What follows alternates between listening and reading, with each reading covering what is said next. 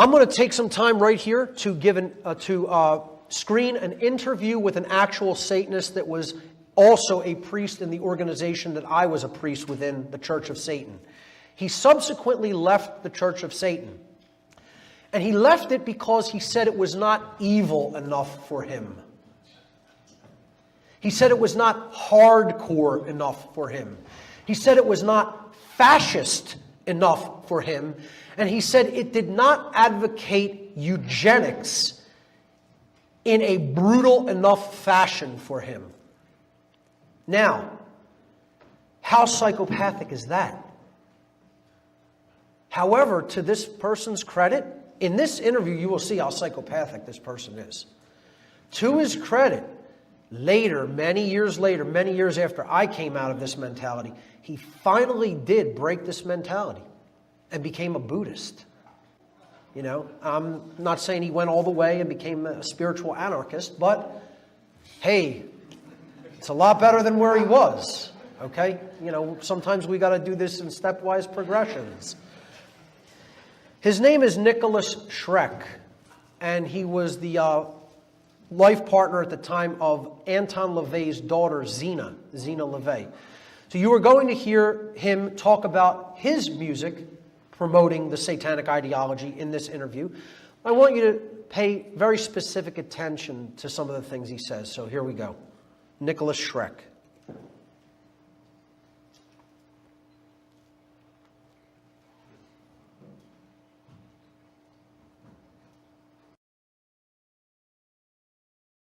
Hi, this is Tom Metzger, your host for Race and Reason again, that longest running show of its type on cable access TV.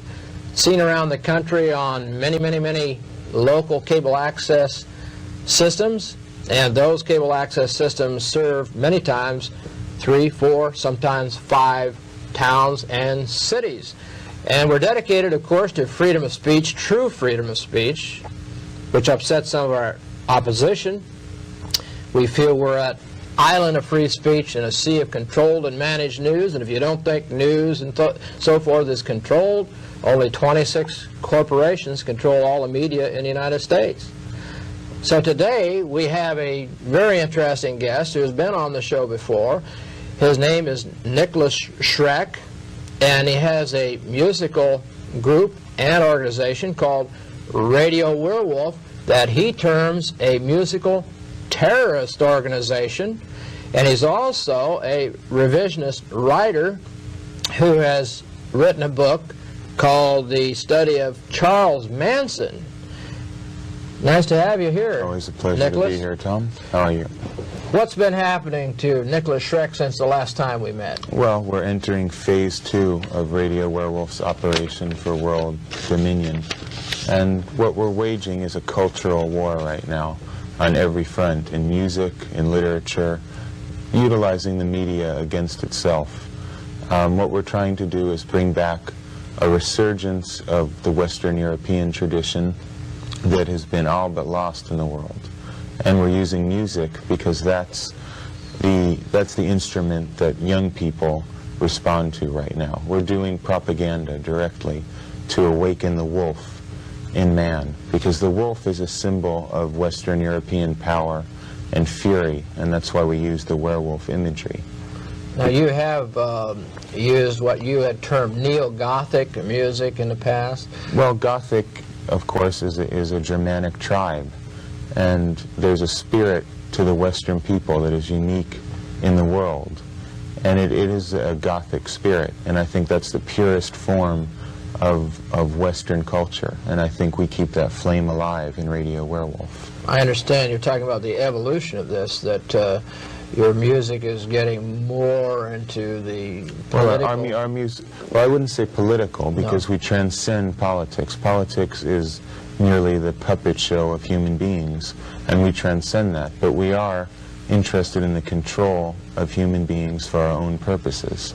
You have a symbol on your left arm here. Could you sort of scoot over? What is this? This is the 13th rune in the ancient runic alphabet of the Norse people, and it represents Yggdrasil, the tree of life, and this is the meeting point between life and death. Is that the tree that Odin was supposed to have been crucified on? Exactly, and it's the tree that symbolically supports the universe. And the wolf's angle symbol we use as the symbol for the Abraxas Foundation, which is sort of a Thule society for the 90s. In the words of my collaborator Boyd Rice, it's a fascist occult think tank. And what we're doing is coming up with new strategies and techniques to bring this cultural renaissance into the future, into the 90s. I notice you have a wolf's ring on your finger there. Well, as I've explained, the wolf has always been a particularly Western European image, and the wolf represents the beast in man. That's what we seek to unleash in humanity, because it's been repressed and tamed by Judeo-Christian values, and that above all is what we seek to eradicate. The wolf should be unleashed. We can hearken back to Norse mythology, where Fenris, the ancient wolf god, was unleashed upon the world, and the Götterdämmerung occurred, the Ragnarok, the end of the world. And symbolically, that is what we are undergoing right now in history, an end of the old order, an end of the old world, and the beginning of a new order. The end of the economic determinist idea and moving towards race and culture? Of every idea, of every traditional idea of the past. In my opinion, we're living in a dead world. All the traditions of the past are decadent, dead, corrupt, and anyone who continues to cling to them are like maggots clinging to a corpse. So the music today, you would see it as... Music of today is absolute swill.